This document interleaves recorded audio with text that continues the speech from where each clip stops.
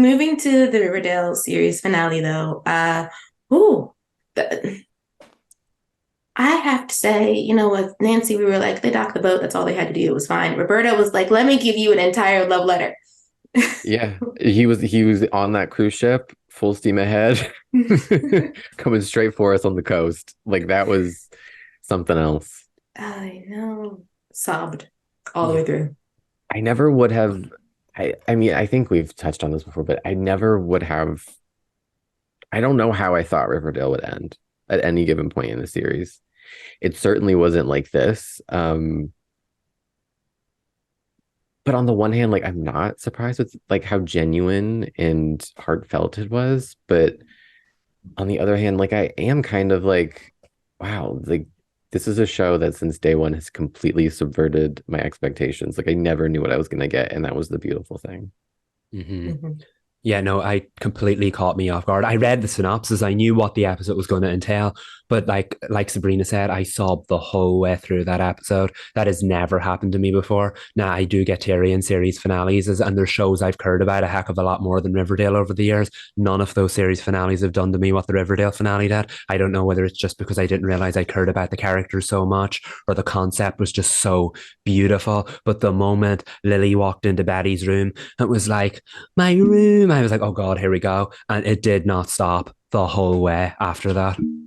I I just Lily Reinhart getting the showcase that she's deserved. Like she's I know, okay. I've just started like four different thoughts and sentences and abandoned them, trying to find the right way to communicate this. But I feel like from season one, they like Archie's the way in, right? Archie's the most, I feel like, as someone who has no emotional connection to the comics, hasn't read them, but is aware of their pop culture significance, it was always kind of like Archie, like, that's Mm-hmm. the way into this world.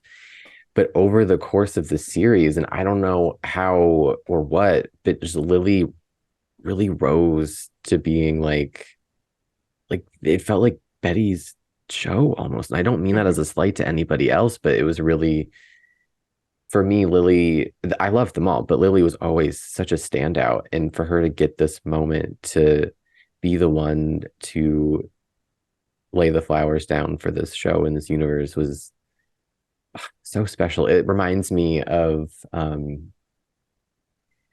Dawson's Creek in a way where like Dawson's name is in the title of the show, but the series finale, not the 2 hour one where Jen dies, which is another one that I sniff and try to forget.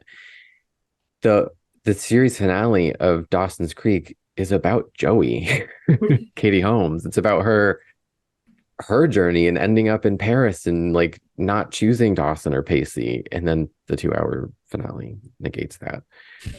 But like that's what it felt like to me. It's like we started with this story about this young boy, and but it became the story about this woman. And I love when shows do that. It's like, JK, this is our main character now. It is lovely. Oh, before we get into the nitty gritty, though, just to warn everybody listening, we are going to be reviewing the extended version of the series finale of Riverdale. If you have not seen it, it is on streaming now. Essential. Presumably, yeah, it is essential. You will not like. I know some people enjoyed the series finale, the broadcast version. Let me tell you, the extended version is the one that you actually need to be Mm-hmm. watching. Yeah, Like it's far that's better. far better. That 6 minutes is necessary. Like it just really is, and it's spread out through the entire episode. So it's not like it's one scene that was cut. There were several scenes cut and moments that were shortened that you would need to watch the extended version for. But Lily really was the brightest gem in this series finale. Like everyone got their moment, but it was really Lily's. She had the job of landing the plane and she landed it. Like it was just from beginning to end, the way that the emotion carries, the way that you can see her remembering things, because the implication is that 86-year-old Betty has Alzheimer's, I'm assuming.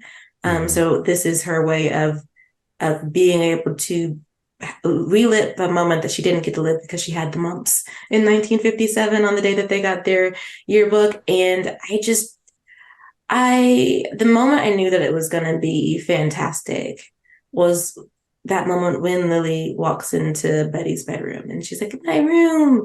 But particularly when she stands in front of her mirror, and I'm going to say for all those of us who are older, not the teenagers watching Riverdale, that scene hits different when she says, that's what I look like.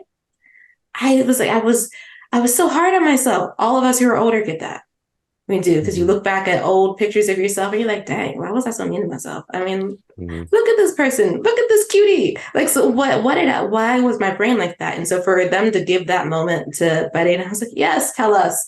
Because you knew that the whole episode, just by that line, was going to be about reflection and how things look different when you're removed from the emotion of that time period. And it's actually better than you remembered it being. Yeah, and that's what I thought that scene hit particularly hard for me as well, because Betty's someone who's always been very, very hard on herself. So the fact that you got to see her be so reflective and like loving when she looked at herself for the first time, I believe that scene was cut from the TV version, which really affected the pacing of it, because I think she walked into a room and was like, my room, Archie's window. I was like, why did we cut out this important moment of reflection for Betty? But like, I feel like that really set the tone for the rest of the episode, because yes, she was looking back, but she was celebrating, she was appreciating everything she grew up with. And now this is a person who has two timelines of lives to remember. We really didn't go into much of the main timeline, and that was fine with me, because I feel like the final season of Riverdale has been about celebrating the youthfulness of it, the enthusiasticness of it, and just the high school vibe that the first season of the show was so well renowned for. And I think that's why ultimately, looking at season 7 as a whole, it was such a success, because it left us looking back. We grew up with Riverdale, and we looked back on season 1 with nostalgia in the same way that we would look back on our own high school years in nostalgia. So the fact that Betty ended up doing that in the series finale with us as well, I just thought that was a genius idea for a finale. And like you guys said, Lily sold it through and through. From the moment she started speaking, I was like, oh, I'm going to love this. And I did. Shout out to the actress who played 86-year-old Betty. I believe she also played Martha Kent in Superman Lois in all the Smallville scenes. So I knew I recognized her. But the moment that Lily was like, my room, that's what I looked like. I was like, oh man. And one moment she particularly got me was when she was talking to Fangs, and Fangs said he was going on the road, and you just saw her well up quietly. Oh my goodness. I was like, is this good? Is this bad? Just her performance was so subtle, and I thought she was being reflective on that this was the moment where Fangs went off to live his life, but it was because she obviously remembered that he was the first of them to pass away too soon. It just hit you with all the emotions. It really, really did, and she was just phenomenal. It was such a like beautiful and like unexpected rumination on the human experience and mortality in a way that to me was like reminiscent of like the ending of This Is Us and like the Barbie movie. Like I felt moved, and like we're all reflecting on what it means to live a life and look back and be in the moment and have a fear of forgetting a feeling. That's really what I feel like that the one of the last monologues that Lily has with Cole, where they're talking about like, do you have any regrets? And she's like, the one that really struck me in this whole monologue is him asking if she regrets never getting married, and she quickly says, no, I don't.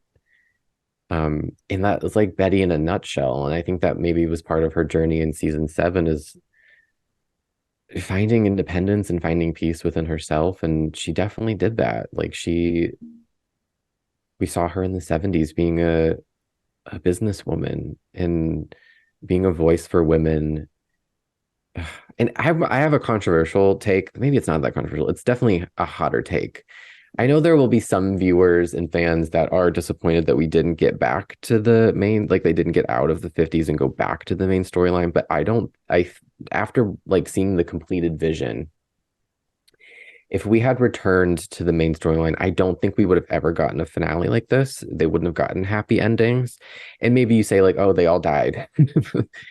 That's not a happy ending. That's life. But to be in a timeline where they were freed of their past trauma, like most of them chose to forget that and just live beholden to those experiences they had in that other timeline, we wouldn't have gotten to this happy ending. The ending would have looked so different in my eyes, and it wouldn't have been this you just can't put the show in a box. And I think that's what's been proven since day one. People thought like, oh, teen murder mystery, it's dark. I can do this. I know what this is. And then season 2 was like, why is it getting weirder? And then season 3 was like, why are we camp? we're fully in this. Like, and then I think that's why people like some people like didn't you just can't put it in a box. This show has always done something unexpected. It's so ambitious. And even to its dying day, it was ambitious. Like I've never seen a teen drama with a send-off quite like this.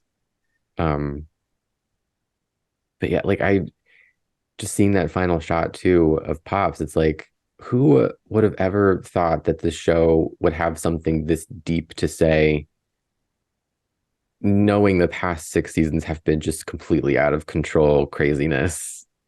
Like it like blew my mind. I don't know if I said anything that connected any dots in that whole soliloquy, but You did. it just like blew my mind how we got to this end point, and they made it so special. He did. So for me, for everyone listening who doesn't know, I watched this out of context. I've only seen the first 3 episodes of season 7, and this finale still works for me. I was still sobbing, and I was sobbing because at its core, this finale is about these characters as you know them, not only just, in the timeline that they are right now, the 50s, but with some of the core pieces that still stay true to them without moving back to the present. And I think for some of the characters, like that line from Betty about having no regrets about not getting married, that is for the girlies who don't want to get married. That is it. That was validation. That was for women who have said that they don't want to, and to say that I can still live a very fulfilling life. And she did. And she still had great loves too. And she still had great love. So it is not to say that, at least to me, that the arc of Betty's story in Riverdale is that she ends up alone. That's not the point, because she doesn't end up alone. She just doesn't end up in a romance, which was something that some Betty stans had been arguing for. Because when we think about the present day Riverdale as we knew it, Betty's choices tended to be, if she left town, she was going to be wrapped up in the serial killer gene stuff at the FBI. If she stayed in town, she would have been with Archie, who I love Archie. But one thing that the main story, the main timeline really couldn't seem to get them out of was that Archie wanted to stay in Riverdale, and Betty would have been staying in Riverdale for Archie, but Riverdale has nothing for Betty. Her ideals are outside of the town. So I was like, Margie's never going to rectify that. And Roberto was like, I agree. So in the season finale, she gets to tell Archie that he has a beautiful life. They're not together, but his life is beautiful. And it's very clear that he's still a great love of her life. I think the implication is that she knows what happens to him, because they did, at least for a while, stay in contact, and he told her. And they got to share that they were happy and that they were fulfilled. And she still loved him. She just may not be in love with him at 86, but he's a big part of her life. He's still in a heart-shaped frame in her room. He's still a big part of who she was as a person. It's just he's not the only part, which is fine. I think that also is beautiful. My favorite section of the finale actually has nothing to do with ships, and everything to do. And again, this is why you need to watch the extended version, because this got cut. But when she's outside of the gathering that she's supposed to go in after the jalopy ride, she doesn't want to go in because she doesn't want to deal with the fact that this is the last time she'll see everybody. And Jughead has this great moment where he tells her, well, that's life, right? You say hello, you walk with someone for a while, and then you say goodbye. I cried for 5 minutes. Like I had to pause, and because it hit me in the heart, and it hit me in the heart because it's true. And it's a heartbreaking thing about life, and it's a heartwarming thing about life. And sometimes that walking with someone for a while is their entire lifetime. And sometimes it's being deeply invested and in love with your friends when you're 17 years old. And this is the peak of life, and then it's not the peak of life. And you have to say goodbye, and you don't see those people again, or you do see those people again, but it's like 5 minutes at a bakery or a bookshop or someplace, and you catch up and then you don't talk to them again. Like Or it's you just like communicate on Instagram. Yeah. right. And that's like, and this person used to have like so many pieces of your heart and they don't anymore. But your 17-year-old self still holds those pieces. That's what's beautiful. So I'm like, I don't care. The finales, I didn't care about the end game. I didn't. I'm like, I'm not sorry that I'm not sorry about not caring about the end game because that's not the point. The point was that life has many loves, and not all of them are romantic. Some of them are familiar, and some of them are about friendship, and they shape you, and that's what's important. Not that like it wasn't lovely seeing Cheryl and Tony together like they deserve to be, and to have a son together, and to be activists and artists and create the community that they wanted, that they thrived in, or to see Kevin and Clay together in Harlem, doing what they wanted to do and living a full life, and being able to be told that neither of these couples, these queer couples, suffered tragedy. Well, except for Kevin and his father getting murdered. Kevin's not murdered. His father was murdered. That was a throwaway. If you don't watch the extended version, then that doesn't exist. Yes. So you can write it out the tail even if you did watch the extended version. But other than that, they get to thrive. Everyone gets to thrive. That's the thing. But particularly those two couples really do. That was more special to me, that the queer couples got to have that happiness and they get to have that, that peace. And speaking to end games, I love that. I mean, okay, this whole series finale to me is like an epilogue. Like the storylines wrap up in the previous episode. Like they wrap up the story in episode 19. This is like a beautiful like eulogy, essentially. But that it's so funny to me that episode there's end games in episode 19, and then in this one they were like, okay, we're not making a choice. All four of them end up together, technically. The quad. Genius. Absolutely genius. I was like, I'm watching and I'm like, I can't believe this is the series finale. And they got one more trick up their sleeve. One more wild, unexpected twist. And I was like, I love it. That they all got to end up together as a quartet, as a inseparable foursome. That sounds weird, but essentially, yeah, there's love between all four of them, and they got to have that, and no choices were made, and then they all got to live their own lives, because that's reality. You spread apart. It's not always realistic that you end up with, for lucky ones it is, but it's not always realistic that you stay with that love of your life from high school, or you stay connected to that best friend from high school or whatever. But in that moment, they got to end up together. Yeah. It was so funny to me. It was, and it was so well done. I think that was the first moment, and it kind of took me out of it in a good way, because you could still that was when the tears finally got a chance to dry on my face, because I wasn't continually crying. I was like, telling Reggie. It's like, yeah, I was like, go Betty. It's like, I love that, because obviously you have Archie's endgame, Bughead's endgame, Veronica's endgame. I know some fans were a bit miffed, like they never actually specified whether anything happened between Jughead and Archie have literally shared no time together all season. I would have liked to at least have one friendship scene between them, but like aside from all that, it's like they were endgame, and it came up at a time when Betty was talking about soulmates, Kevin and Clay being soulmates, and then they're like, what about yours, Betty? And it's true. I feel like Jughead, Archie, and Veronica are Betty's three soulmates, and they were endgame for all of high school. They grew up, they moved on, they went their separate ways, although it sounds like Betty and Veronica kept somewhat in touch with each other, and that's life. But like, if you really want to think about it, Betty ended up in that diner with her three soulmates again in the sweet hereafter. So if you really want to think about it like that, Bughead's endgame, Barchie's endgame, and Veronica's endgame, it all happened. Like, you know what I mean? They got their happy ending. There may have been 80 years worth of life in between where things happen, good and bad. But like y'all said, that's living. And I think that's the beauty of the series finale. People won't understand it because they didn't get what they wanted out of it. And I do appreciate that. But Roberto tried something different with it, and still in a way gave us all what we wanted at the end of it as well. I think that's art. And I think it might very well be my favorite episode of Riverdale, is that, because this show might bite off more than it can chew. The series finale, I shudder to think at some of the possibilities of what the show could have come up with. And in another season, in another life, it absolutely would have come up with them. But that wasn't necessary. The show was at its strongest when it kept things simple. And this was a very simple, character-driven affair. And the characters were not behaving like plot devices. They were behaving like actual people who went through things, who lived things, who missed each other, and who loved each other. And I couldn't have asked for a better farewell to them because of that. And Betty was incandescently happy about being in a quad. Like, was beaming at the table, was beaming in the bathroom when Cheryl was like, "What is up with you, weirdo?" and she's like, "I just found something out." I was like, not her being like ecstatic. That memory. She was giddy. She was so much glee. I was like, okay, girl's happy. But it still gives you still get great moments to soothe the shippers.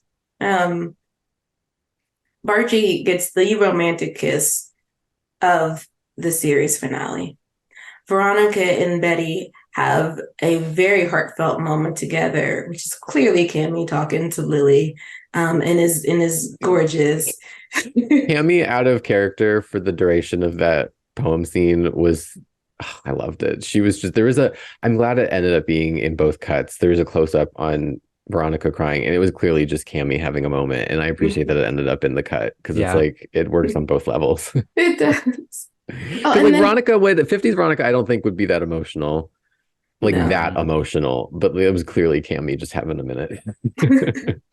And that's that's the other thing that's so lovely. You can see, moments in which we clearly are breaking character because we're saying goodbye, and that scene you were talking about, Sabrina, about Jughead saying that's life, you walk with people, it works on so many, it's the cast saying goodbye to each other. They walked together for this 6-year journey, and now they will never work like this in this capacity again together. It's just not going to happen again. Yeah, it's sad. It's sad. I also think that's when Cole slipped a bit, because I was like, I'm seeing Jughead, but also Cole, is that you too? I kind of see you in this line delivery. And more shipping things. Betty and Jughead spent the entire episode together. It wasn't romantic, but they connected on a way that they hadn't since they broke up. Yeah. Well, there was a smidge of romance on Jughead's side when she asked him, "Do you regret not being Circle?" And he's like, "Sometimes." And I was like, I see the look. That was about Bughead. And that's y'all's little crumb right there. At least on Jughead's side. He caught her regrets that he was not made himself get married to her. To that point, to him having regrets, my one qualm is I wish Tabitha had a little bit more in this season. That's my one, they wrote themselves into a corner with there being two Tabithas and her being the guardian angel. It was a whole thing. I'm like, I don't know how you get out of that either. I don't know, but I just wish we had gotten to see her in the final sequence that pops. Yeah, because I don't believe we do. No, I don't think so. I don't know. Do they have Erin? Maybe she was. She was in last week. Tabitha got a send off last week. Oh, okay. In the penultimate. That Angel Tabitha got the send off, but there was still no word on normal Tabitha, 50s Tabitha.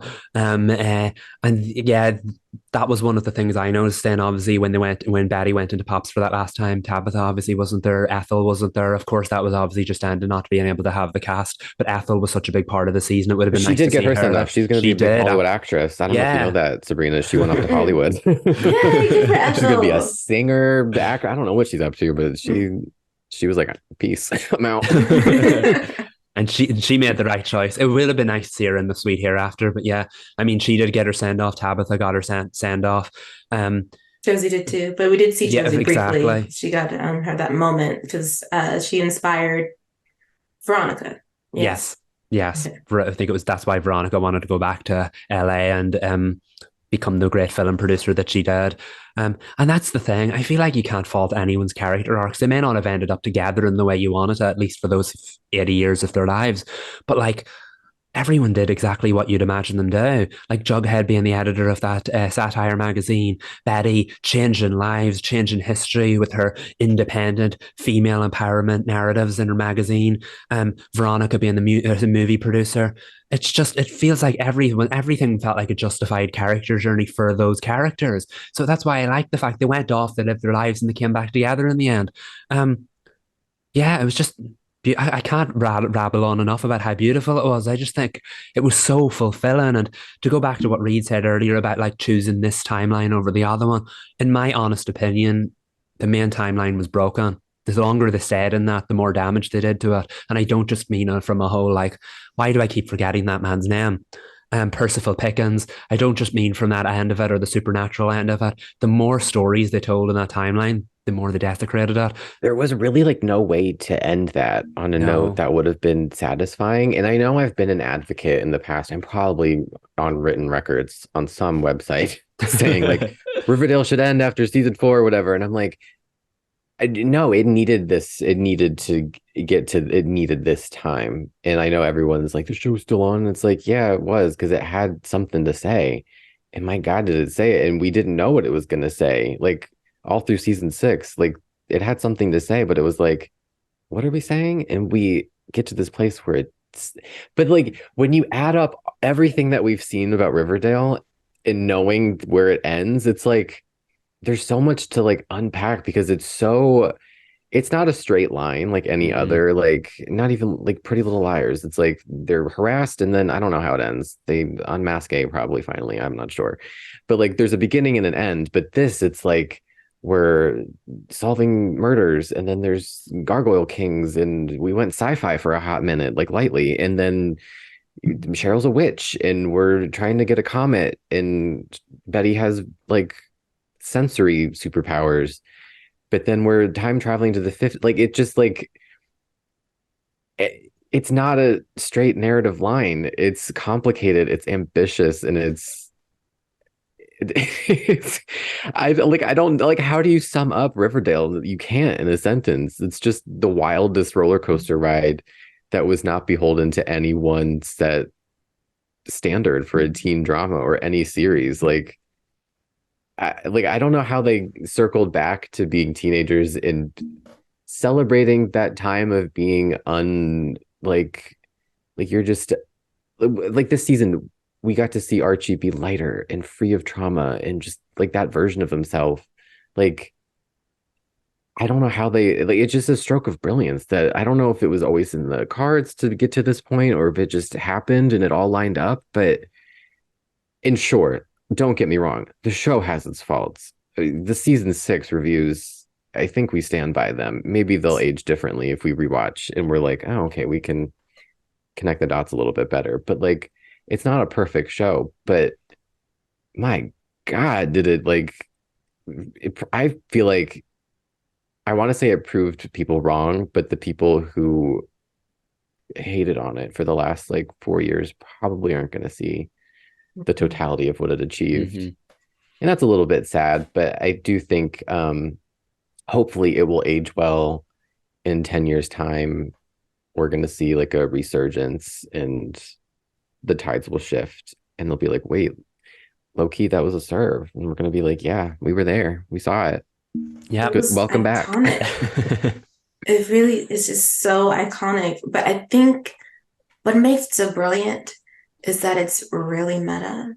This is what comics are like. Like this, when they change writers or like it's the same writer, but we're like on issue 50 and they're bored. And like someone walks through a janitor's door and then suddenly we're in the 50s, and it's a sock hop. Like Sabrina, I don't know if you read up on how they got their memories back, but Angel Tabitha literally sat Jughead down in front of a TV and he watched Riverdale season 1 through 6. Like that's how they got their memories back. They were watching. I saw like a screen cap of that or something, or perhaps a GIF. And I was like, of course, that's how they did it, right? Yes. Of course it is. And we just vegged out and watched our past lives. Like, that's just exactly what we did. And that makes so much sense for the world that Roberto created. But it also just makes so much sense because, and I really do, I feel bad for people who've never read comics. So this show and its absurdism made no sense to them.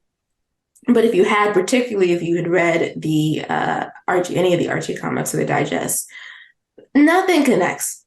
It'll be like it's like you'll be like, but in issue 79, we were like at Pops, and now in issue 80, we're suddenly in space.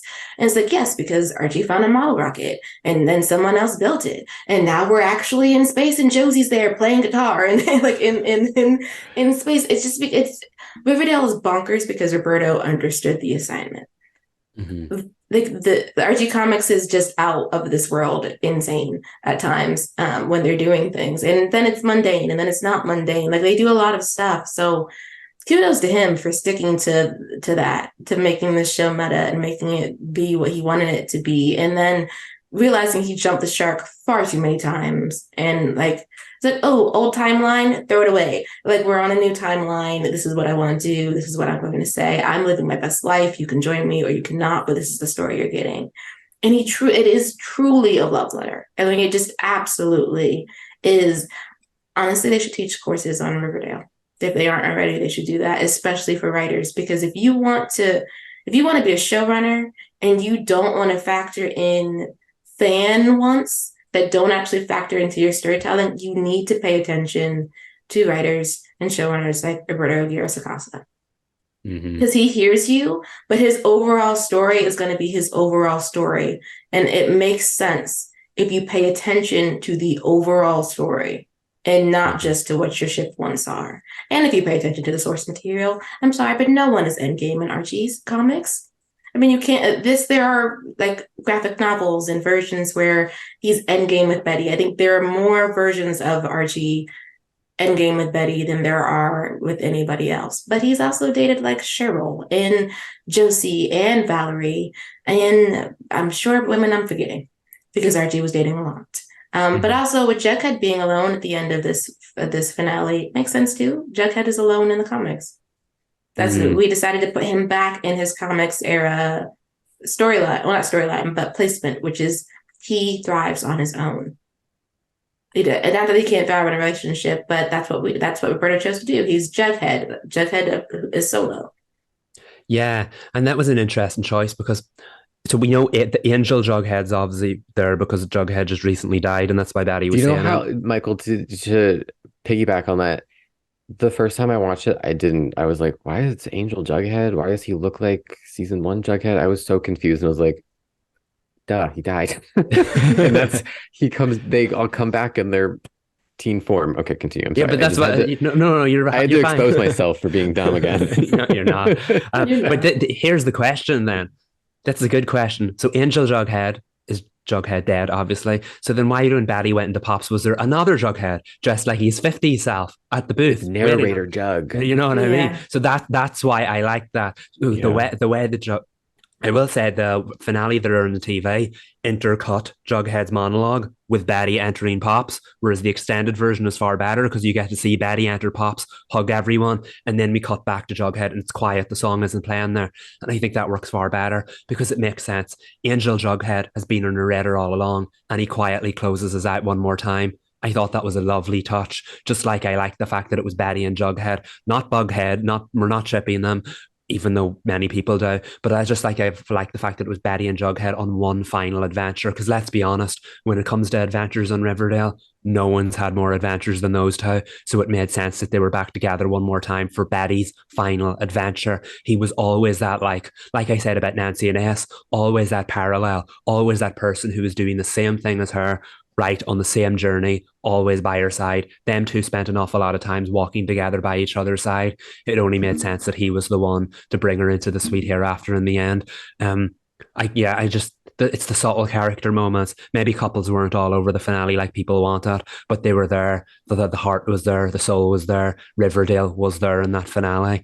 And I couldn't know how many episodes of Riverdale over the series have ended with those four clinking their milkshakes at Pops. I couldn't have asked for a better ending from the series finale. I really couldn't. And I feel like with the story that we got, the end games really weren't the point. Yeah. And I thought that was a really good way to not avoid having anybody end up together besides Cheryl and Tony and Kevin and Clay, but like just to like accurately tell a different version of the story. I don't know. I thought it was really well done that the message wasn't like the success of the finale wasn't riding on end games and finding out like who do they end up with, because it's like at this point it's beside the point. Yeah. It's beside the point. There's something else I was going to say that I wanted to respond to that you said. I don't know. I don't know if it was this, but seeing Betty get out of the car in her ponytail again made me a little emotional. Yeah. It's just the throwbacks, like the little seeds of things they gave us. And honestly, you can interpret this finale any way you want to. And I think for me, what makes that so clear is the ending with Jughead, because you can hear the typewriter in the back, which, if you want to interpret this as actually being one of Riverdale Jughead stories, you absolutely could. If you or interpret Or it as this is the book he's been writing since season 1 or whatever Yeah. he's been up yes, to. like there's just, it doesn't have to, like, you can take season 7 as season 7, or you could not. Like it's however you want to conceive of it, is it, the interpretation likely might be right. Like it's him writing his book the entire time. It's Riverdale Jughead. It's, I don't know. I can't think of anything else. But those two, like it could be that or anything else. And I appreciate that so much. Or it could just be the one last time we hear Jughead's typewriter, which is a sound we've heard all season, not all season, all series. And it's gorgeous. I know, like, for some people it's not, but it really is Yeah. gorgeous. And to add on to that, that was the first time at the very end, the last Riverdale logo we see. That's the first time we've seen the original Riverdale logo since this entire season. It's been the 50s one. And then So, wasn't like, it was red last season as well. So yeah, it makes total sense that we've come full circle. And like So even just cool. talking about it now, I'm like wondering, like, is this Betty gets out of the car and goes into Pops? Is this just her like version of the good place, like where she ends up after she passes? Is this her version of it, or is this where they all ended up, or is this just her like trying to recapture that feeling of when she felt most, I guess, secure in her life, was that last day of senior year and being with her friends and her loves and being reunited with them? Is that her version of the good place, or is this where everybody in Riverdale ends up, or is it like a choice where you could, because Riverdale, he does say if you're on your ride to, I don't know what he says, but he's like, come on in. Yeah. So I'm like, can we all go to Pop? So, like, well, they're specifically juniors too. Like she's True. living, because the whole series finale seems to be centered on that point in your life. If where at 17, if you're graduating, like you're on the precipice, like you're right there. You haven't really left childhood, but you're about to, and everything is just full of, your life is full of your friends and your homework and your projects and the football games, and there's something so innocent and lovely about that, and how she wants to go, having lived a full life. That's where Betty specifically wants to go. But it's also, I think, the sweet year after for everybody in Riverdale is actually Pops, because it's the core of the town. It's even where 86-year-old Betty wants to go. Like they just drop her. Well, they don't drop her because, ma'am, that was so sorry to Alice, her granddaughter, because that would have been traumatic to look behind, and grandma has passed away in the back seat. But it also, I love the segue of her opening the door, and now she's 17 years old That again. parallel, she got to where she needed to end up. Oh my God. I know. Again, I'm sorry, y'all. I feel like if you turn your shipper goggles off and you watch the series finale, you'll have a much better time.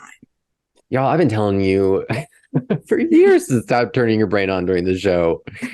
Just let it happen to you and you'll be happier. Oh, I think I remember. Did I say this? That going back to Betty and Jughead's journey in this episode, they were the only two that decided to remember everything from their past lives. Did I say yeah. that? No, you didn't. Yeah, that's a great point. Yeah. Everybody else, Sabrina, decided to only remember the good memories. They wanted to forget everything else that they went through in season 1 through 6, that was bad. So like bear attack, the Veronica killing her husband and her father, like they wanted to forget all of that and just remember the good stuff. But it's revealed that Betty and Jughead choose to remember everything in character. Yeah, so that connects them to go on this series finale journey together. And like they have that kinship. They'll always have that bond of being the only two that have everything somewhere in their brains. Like they got it all. I like that. That's really nice. It felt right, like when because it was at the end of episode 19, right, Michael, where Jughead was like, only 2 people decided to remember everything, and he was like me, and then it was like, oh my god, who's it gonna be? And like your brain's like, it could be anybody. Who is it? And it's like, oh, duh, it's Betty. Yeah.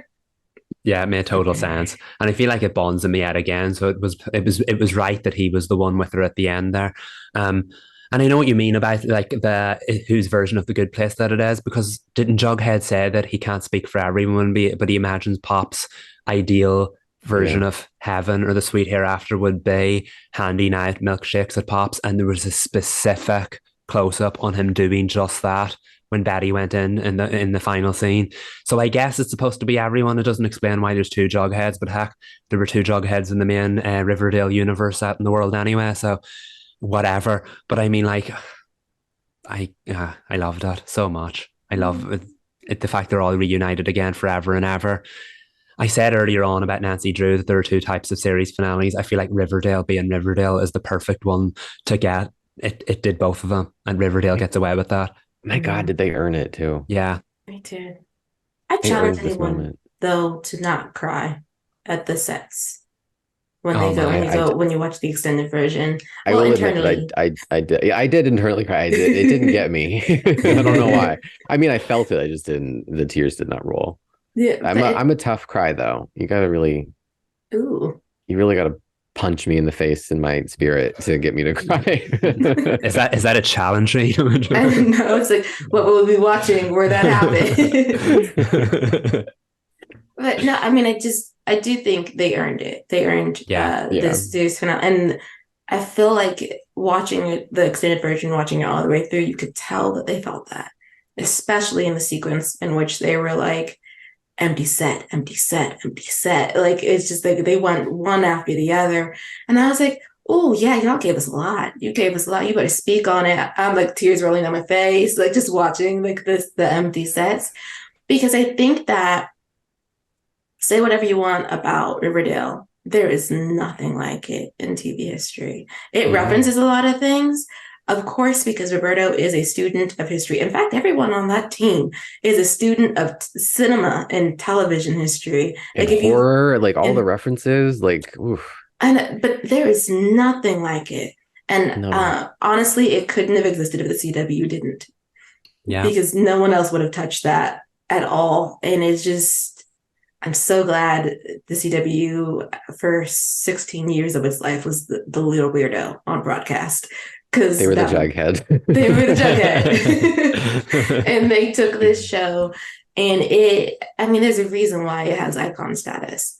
It's not going to be forgotten. There's no way you make a show like Riverdale and 10 years from now, people don't know what it is. It's just amazing. It boggles my mind. It's I know it's not going to be for everybody. I get that. And for me, there became a point where I loved it, and I still have a deep love for it, but there became a point where it got so wild, and I was like, okay, this is going to be my hour weekly, no matter what's happening in my life. It's just going to entertain me, and I'm going to have fun. I might be confused. I might get frustrated, but I'm feeling something, and that's exciting. And that's what I need. We all need that, a bit of escapism where we do love it, but it's also an unserious time. And to get to an ending that was so serious and honoring what it achieved, and but there's the people too that were always is the show still on, or what's going on in that show, when you hear things out of context. And it's don't you want that from a television show? Don't you want a show that surprises you, that is ambitious, that takes swings? Maybe they work, maybe they don't. A lot of times they didn't fully work, but we wouldn't have gotten to this ending if it wasn't for the ambition of this creative team to be no, we're gonna go to we're gonna honor the source material and go to the time frame that suits these characters, and like we're gonna get them to a place where the characters that we love get to have a happy ending. Like I really have not seen anything like it in this teen genre, because it's a teen show, but it's also every season was unafraid to try something else on, to be a slasher, to be film noir, to be horror, to be camp, to be whatever the hell season 7 is. Like, just to do anything and make the most of their time on TV and their 137 episodes. Like, you can't say that they didn't do the damn thing, because they had their opportunity and they took it.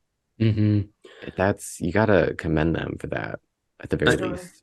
Definitely. And people like to hit on the show and, like you said, is this still on? But like Riverdale was so clever in the most subtle of ways. Yes, it did the most bonkers, senseless things, and it got on top of itself and outsmarted itself sometimes. But when it wanted to be clever, it really, really was. And in terms of popularity, I liken it a little bit to Glee in that it burns so brightly, so quickly for a shorter amount of time than you would expect. And then that popularity kind of fell off. So the Glee in 6 seasons kind of became, oh, is that show still on? The minute it ended, it's been on streaming services. It's become something of a cult classic. People talk about it like a strange time in history. I think Riverdale ending now is probably one of the best things that'll ever happen to it, because now that it is officially off the air, it's no longer, is that show still on? It'll be, remember that show? OMG, I just started Riverdale. It'll be a new journey for every single person out there. And I think that'll help it age dramatically well. And I think it'll help it get a bit of a resurgence, so that, like you said, in about 10 years from now, we'll all be talking about it as a wild chapter in history and can't believe that happened. And everybody will have their own Riverdale stories, not just the people who watched it on TV. And I think that's a good thing. This show will live forever in its own unique, unusual kind of way. And you couldn't ask for anything better from Riverdale than that. I want to know what it's like to grow up with it, because obviously we are adults and we have been since it premiered. In the shows that we had growing up, we had Vampire Diaries, Gossip Girl, Pretty Little Liars, whatever else was popular, which were similar but different. And I want to know because this show was so provocative and changed so many conversations and did so many things to break the mold. And I want to know what it was like to have this as a teenager, what that experience is like, because it's visually and just tonally different than anything that we had. It's a question. I don't know. I mean, I'm sure it's weird for thinking about the generation that came after us, because a lot of the TV that we watched is the TV that opened doors. So a lot of things, that they've enjoyed are standing on the shoulders of giants.